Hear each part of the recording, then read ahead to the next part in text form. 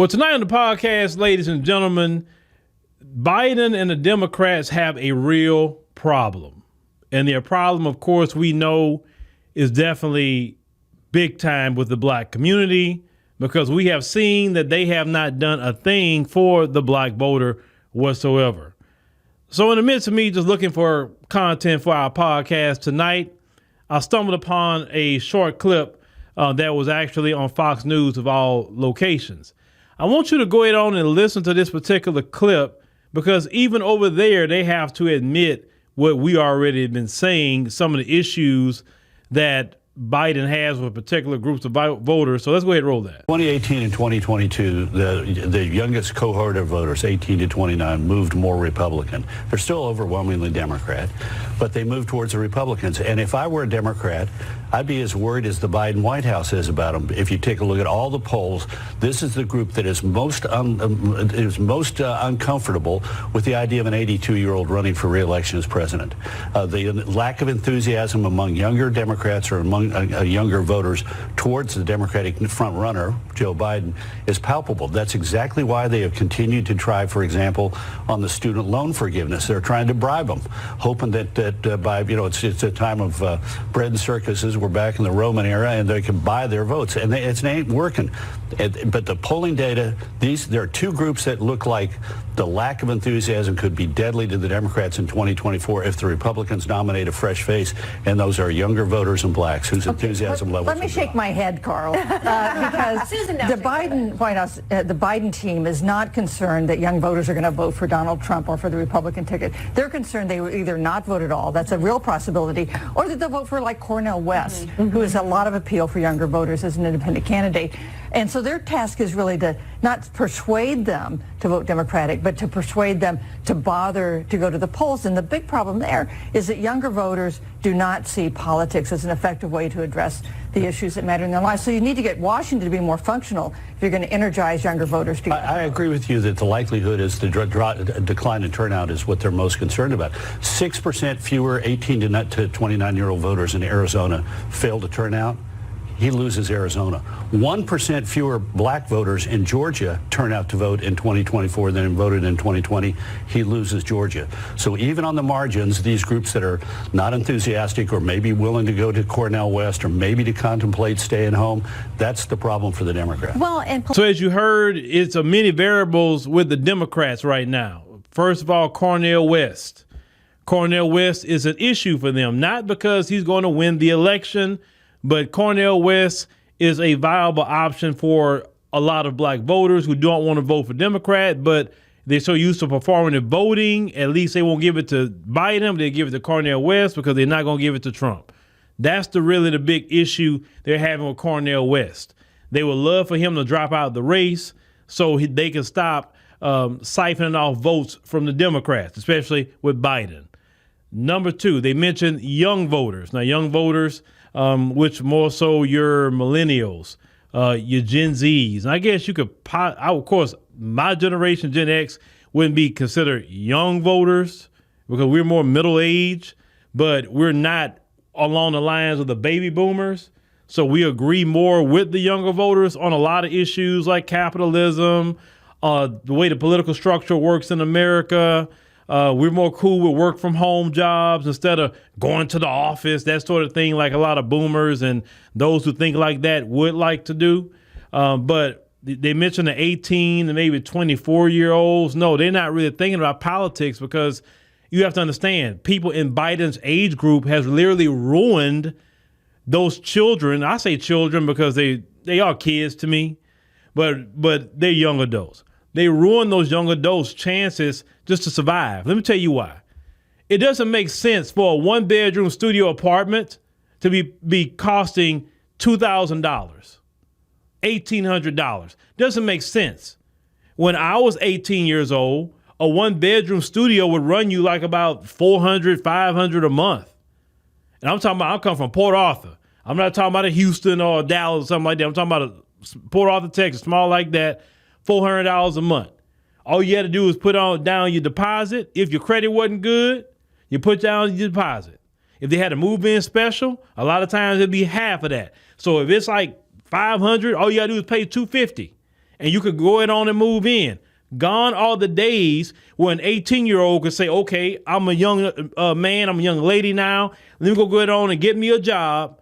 I can work at Walmart. I can work at fast food. I can work anywhere. And then now I can go and get me an apartment. More and more people cannot move out of their parents' home. Not because they want to stay there and be all their life, but the fact is they really can't afford it. Then on top of that, 3 times the rent is what you need to make. Doesn't make sense. Then on top of that, they want you to have a 700 credit score. What 18 to 21 to 25-year-old normally has a 700 plus credit score?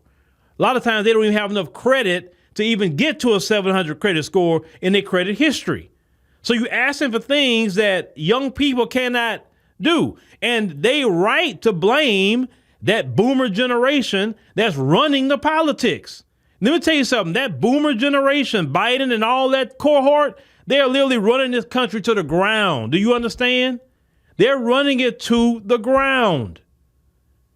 What they had as young men and women and when they were 18, that's not what you have. Do you understand that? So this is why a lot of young people feel politics don't work, is because it's not that politics don't work. Let me tell a lot of just young people in general that could be listening. It's not politics. It's the politicians that you have up there. See, it needs to be a revolutionary movement of all people, I would say, not just black people, but of all people to say, you know what?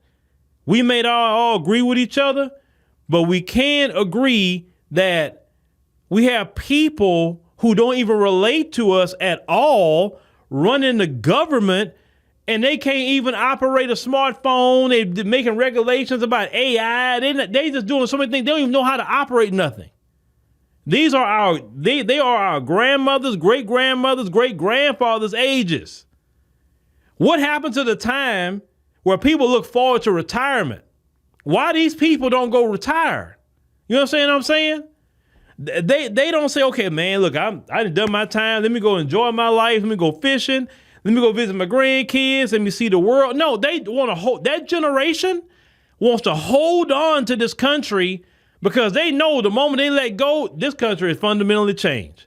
And they trying to stop the fundamental change of America by holding on so tight. You have to think about it. The majority of the CEOs of the companies and the people that run this country, a lot of them is tied to that group. So they're doing everything they can. These people are willing to die in office, have cognitive decline, be wielding wheelchairs. Listen, if anybody was like that on their job, the company would be like, all right, now, look, you're going to have to go ahead and retire because you can't work like this. Either you retire and get all your pension and benefits and everything, or we're going to have to end up letting you go. And I don't want to let you go and you lose everything, so just go ahead and retire. Most companies would have done that already. They would have never allowed what you see going on today. So when young people feel that the government don't work, that's why. So that revolution I'm talking about needs to be a voting revolution. And the voting revolution should be this. We're going to run candidates who are in 3 groups.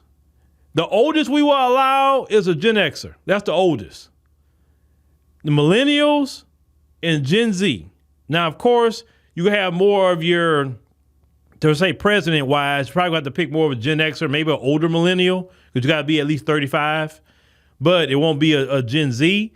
But when it comes to politicians, you got to get them out the paint. I don't care what side of the aisle you on. If you don't want this country to go to the mud where it's going now, think about it. Even Trump himself is freaking 77.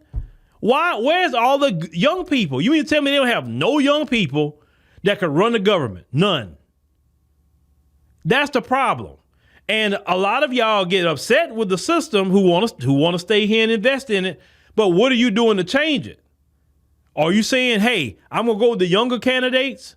We don't want to hear what you got to say? Or you'll say, politics don't work. I'm giving up on it. I'm not being part of nothing. That's not going to fix it for you. Because let me tell you something. Those boomers, they going to hold on until they pass away. But the mess that's left after they pass away, you're going to have to deal with it. And it's best you better get involved with it now if you want to stay here in this country. Now, if you're like, hey, I'm just trying to get a bag and I'm leaving, then hey, don't worry about it. You good. But those of you who trying to stay here the rest of your life, you better think what's the problem is right now. All those politicians that you see up there, they all tied in so deep to these corporations. That's why nothing's good is happening for the younger people. So then he mentioned black voters not being enthusiastic. Let me play a clip just to remind you part of the reason why the black community is not enthusiastic about Biden at all. Let's go ahead and roll that. Meeting, especially those moments, and especially those moments when this campaign was at its lowest ebb, the African-American community stood up again for me. You've always had my back, and I'll have yours. Always had my back, and I'll have yours. Always had my back, and I'll have yours. As you heard, the infamous clip from President Joe Biden said that the black community always had his back. And he would have ours. And he didn't have a thing. But he had the back of Ukraine, that's for sure. Gave them $113 billion that we covered the other day, right? We covered the other day that the federal government spent $2.6 trillion on the pandemic. $1.6 trillion of that was spent in 2020 itself. Now, I'm not saying Biden spent all that, but we're just talking about in general. We watched the Biden administration there. They opened up the door, and the floodgates have been just pouring in people from Latin America, just coming to New York right now is, from what I was seeing, they're everywhere, all on the streets in New York, even in the area of Manhattan. They're there. Now, I'm possibly going to be heading back to New York here in a few months, and if I know where they at, I'm going to take my cameras out, and I'm going to film that so you guys can see exactly what's going on out there with Officer Mayor Eric Adams and some of the things that he got going on with that. So we're seeing Biden do for everybody else. He did the Asian hate crime bill. He didn't do nothing for black folk. So when you don't do nothing for someone, how are they enthusiastic about you? Once again, I liken a lot of this to a relationship because it's easy to understand. If you are with a woman and that woman does nothing for you, she made a lot of promises what she'll do for you, but she did nothing for you at all. You watching your woman do for everybody else except you. Would you really be enthusiastic about that woman? Or vice versa, if you're a woman and you have a man that promised you the world, right? But you see him doing for everybody else except you. Would you really be enthusiastic about that relationship? You were contemplating leaving that relationship because you're not a priority for your significant other. So in this political relationship, we're not a priority for the Democrat Party. So this is why people say, I'm good. I'll sit at home. I'm good. Maybe if I do it, I'll vote Cornel West. Some may say, I'm good. I want to be petty, so I'm going to spite them and vote for the Republicans.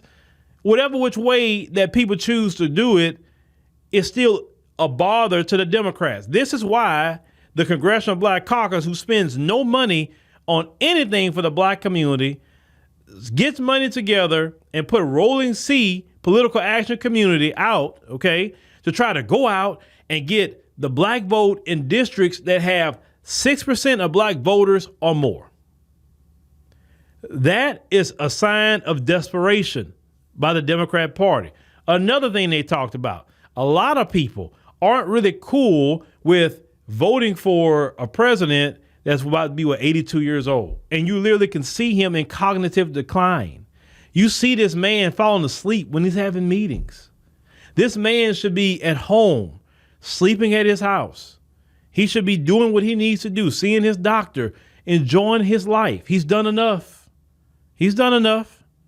He was president. Okay, he did that. Vice president for 8 years with Obama, he did that. He did he did the 94 crime bill. I think he's really done enough. And I think the Democrat Party is sad. Let me tell you why it's sad. The Democrat Party know that man is in cognitive decline. They know the country really don't feel him being president again, but due to his age, okay? And yet they still pushing Biden to go out there and do this. Why can't you choose another Democrat to run for office and try to get the presidency? Why don't you tell him, hey, man, look, you done your job. It's time for you to retire. And he needs to embrace the new person that's going to come behind him. See, these people don't want to, that previous generation as well, they don't believe in legacy building.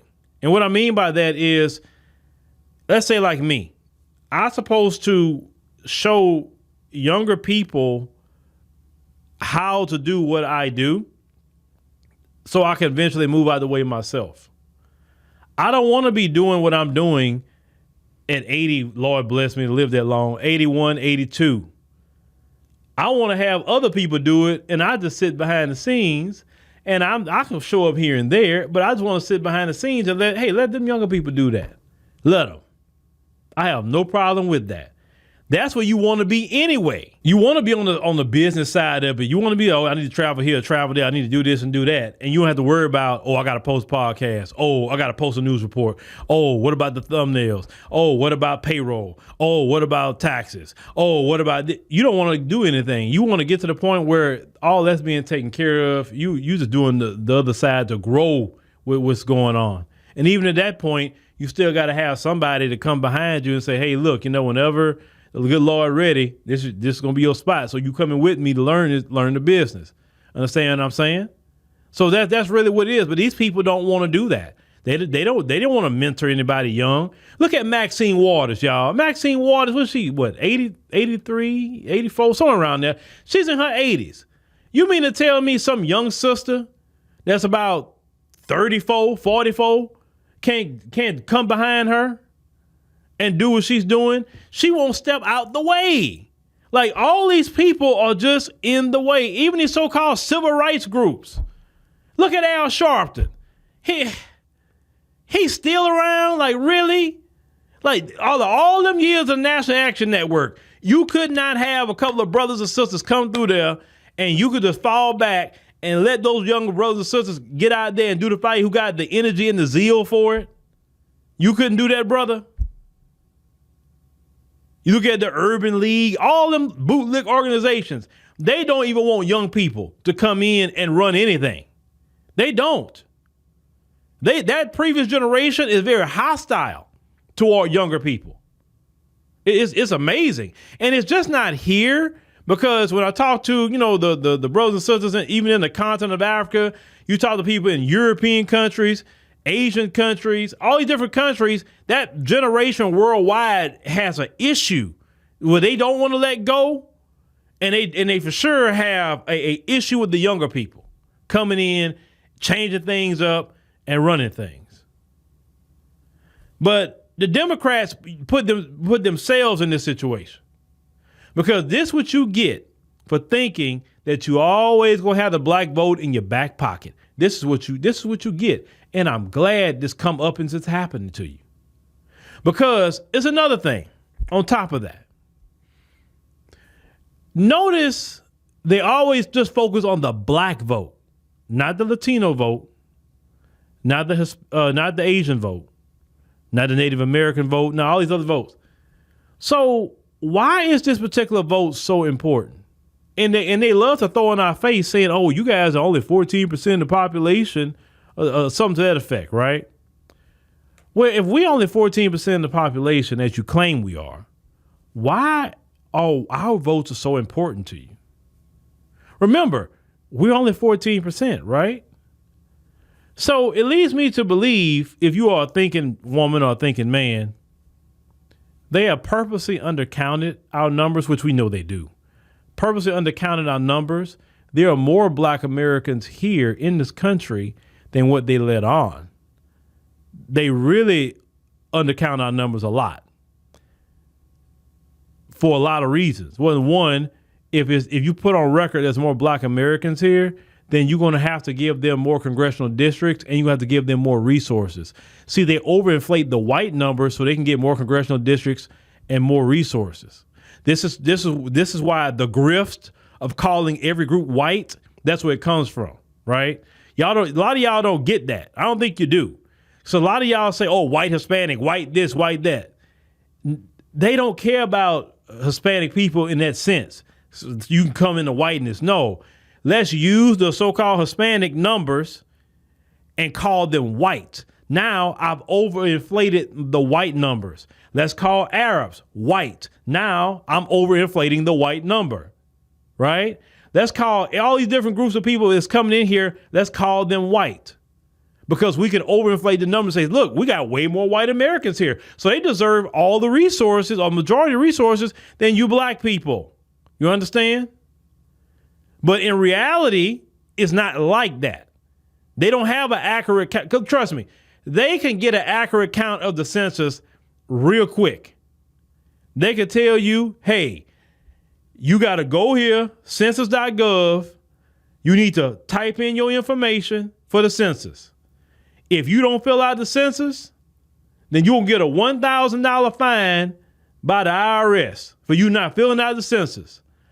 I promise you, the majority of people will be filling out that thing on census.gov, and you will get probably 99% to 100% compliance because nobody wants to deal with the IRS with anything, right? Especially people who get a tax return. They really don't want to owe the IRS anything. So they're like, yeah, okay, let me go fill this thing out and whatever. And you will get 100% compliance. And if they have the thing where it's delineated, where they have, like, for instance, black, you're black American. They say you're black, but you from the continent of Africa. You black, but you from the Caribbean. You black, but you from Latin America. Like even delineating, right? And I mean delineating with all groups. Like white folks from here, white folks from Europe, white folks from, just everybody delineating. Even in the Asian groups, even the Hispanic groups, just delineate where people can kind of select where they from. You get an accurate number on everybody. They don't want that because if the census get an accurate number like that, they have to make it public information. And what they don't want the country to know, wait a minute, it is not as many white folks here like we thought it was. Because they know it's a numbers game. And they know that if all these non-white groups figure out they don't have the numbers like they claim they do, then people gonna get in their head, well, why in the world are we letting them run everything? Why they all the judges and the police, and why they all in the government? Why we see them everywhere like their numbers are so big? And that's what it is, folks. It's all a grift for them to deceive you and stay in power so you won't question anything. That's why they do not want really 100% compliance with filling out the census. But when it comes to us as black Americans, it is more of us here than what they let on. Let me tell you this. Let's just think logically here. How can we stay at 13% of the population? Do you know in order to stay, for your population to stay the same means how many of you who are born, you literally have had that many die that same year?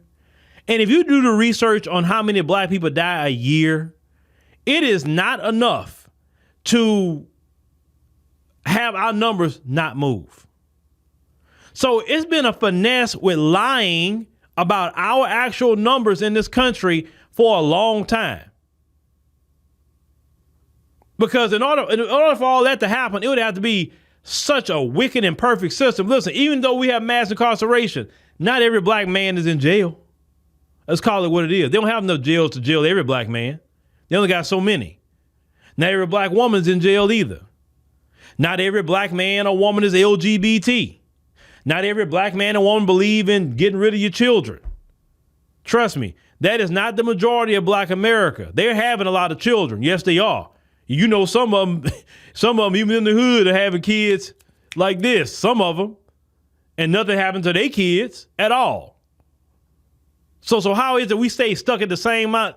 So I'm saying that to say this. They know it's more of us in this country than they let on. This is why our votes is so important to them for two reasons. It's more of us than what they let on. Two, we vote in the block. So when the black community is disgruntled, that's a problem. When the black community is disgruntled, they can, with our global influence, because we do have global influence, whether they like it or not, We can sway the country, not just our community. We can sway the country not to vote for anybody or vote for somebody. We can sway the country. They know this. They know the power of the black influence. This is why they've always had monitoring on any kind of influential black people, because they know that what they say can turn everything upside down. So this is why anybody who have any kind of influence, small as it may be, you have Democrat shields attacking them. They're not even on national TV in America speaking anything, and yet they're still being attacked because of what they see on social media. Trust me, names are going to start being thrown out again. I already know. Boulay Martin. I already know. Last time he was mentioning me and Tariq Nasheed and Vicky Dillard and Professor Black Truth and Jason Black, and I think he mentioned Boyce Watkins and a couple of others, right? If you watch Boulay Martin, you better believe our names are coming up again. I promise you our names are going to come up again, because we know Boulay Martin's bread and butter is through the Democrat Party, and he's not doing his job because he's supposed to be black and using his influence to get people to vote Democrat. And when he don't do his job, they pull in those funds. You understand what I'm saying? But the Democrats should have took care of black folks first. See, gone are the days where you can just give us hope and change. See, Barack Obama was the last one that got away with that. That doesn't cash itself out. We need tangibles. We need something we can spend, like lineage-based reparations. We need that in the form of cash payments. We can spend that. We can't use anything that's not tangible for us to feed our families. And also, Democrats, you seeing all these people suffering with rent. You see all these people being homeless, and y'all have the power to control rents in this country by the federal government. You can do it. It's an easy way to do it. I literally sat down today and wrote down how they can actually do it, and it will be affordable for everybody. But see, I would never give my pearls out to the world like that for no reason. Because I learned a long time ago, you do not give great ideas publicly, because them folks are ear hustling right now. And what they'll do, they would take everything I said, and then they would apply it and then act like they created it. So no, I would never put it out here. But trust me, if I was in charge, I would regulate the rents. I would regulate it, because it's becoming a problem when so many people become homeless. Then you have crime because people are hungry. They got to eat. While these boomers don't care because they got their house. But what about other people? About their house? You know what I'm saying? A lot of black people, we know the majority of people who are homeless in this country are black Americans. And the more and more this country go on, the more and more I just shake my head, and I'm like, I tell my people, you better have your plan B with this place. You better. Don't be so stubborn and bullheaded where you can't move around if you got to. Don't be like that. Especially if you got children. If you want to do that on your own, do you. But if you got children, you need to think about them and making sure children deserve to be safe, children deserve to be comfortable, and children deserve a proper education. Children deserve love, protection, etc. And if for some reason you can't get that in this country, and you got to move around, it's just that simple. But do you? But the Democrats are in trouble, ladies and gentlemen. They are in trouble. And this is a good thing. That's good. And they will stay in trouble until they do lineage-based reparations in the form of cash payments. We are single issue voters on this thing. Biden and the Democrats got in office and done everything they could to hurt people. Black Americans created more businesses during the pandemic than any other group. What did Biden and them do? Went to weaponize the IRS against small business owners. Not against Jeff Bezos and Elon Musk and all those guys. No, weaponize it where, well, if you get $600 or more through a payment app, now the IRS, you got to report all this to the IRS. Versus when it used to be, if you made $20,000 for the year, you had to report that and pay taxes on that. The way it was before was fair and it was equitable. But what they're doing now is just being predatory on any little dime that a person makes. And this is, once again, Democrats did that. Biden did that. Biden signed it. Because if Biden was against it, he's like, no, I'm not going to sign it. And if he wouldn't have signed it, it wouldn't have went nowhere. Biden then want to hire 87,000 IRS agents. You think them agents coming after Jeff Bezos or Elon Musk or Warren Buffett? Nope. They're coming after regular people. That's what that is. But that's your Democrats for you. They claim they're your friends, but in the end, they're harming you. So people have the right to say, hey, I don't really want an 82-year-old president. Black people say have every right to sit it out because we haven't got nothing out the deal. Tell him to go to Ukraine and get the votes from there. Tell them that. Tell the Asian community, tell everybody else to vote for you. That's what I say. Tell the people that you invested your money and time in to vote for you. Leave us alone. Now, I know they're going to have the Boule members out here trying to encourage you to vote, but just tell them this. I'm not voting for no Democrat until I get lineage-based reparations. Don't tell me about no Republican. I don't want to hear it. I need lineage-based reparations in the form of cash payments. If they play dumb, well, what is lineage-based reparations? Reparations for the descendants of slaves, for the freedmen. Not for racism, but for slavery. It's just that simple. We need our cash payments. If you're not prepared to do that, then don't worry about it. Leave me alone. I'm not voting. I'll sit it out. I'm good. I'm not going to lose a wink of sleep for not voting for you.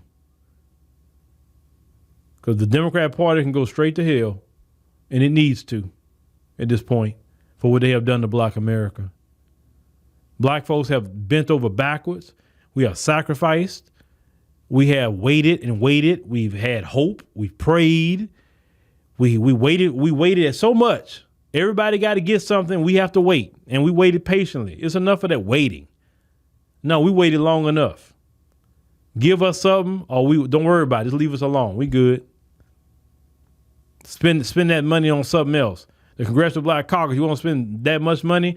Why don't you go spend that money in the cities and help Black people in the cities instead of worrying about keeping y'all in power? If it was up to me, all the Congressional Black Caucus would go. All of them. And you start over from scratch. And all the people in that new Congressional Black Caucus will be people for the Black community, period, who would have a B1 attitude. They couldn't even get anywhere near Congress if they didn't have a B1 attitude. But that's going to take the majority of Black folks that had the attitude to enforce that too.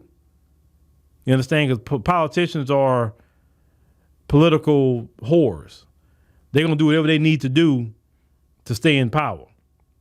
So they'll tap dance to what you're actually saying, but it has to be a consequence of them being voted out of office. But yeah, Biden and the Democrats are in trouble. I'm very happy to hear that. And we'll see in 2024 if Black people show Biden and the Democrats that we are not to be played with. That message alone will speed up our lineage-based reparations in the form of cash payments.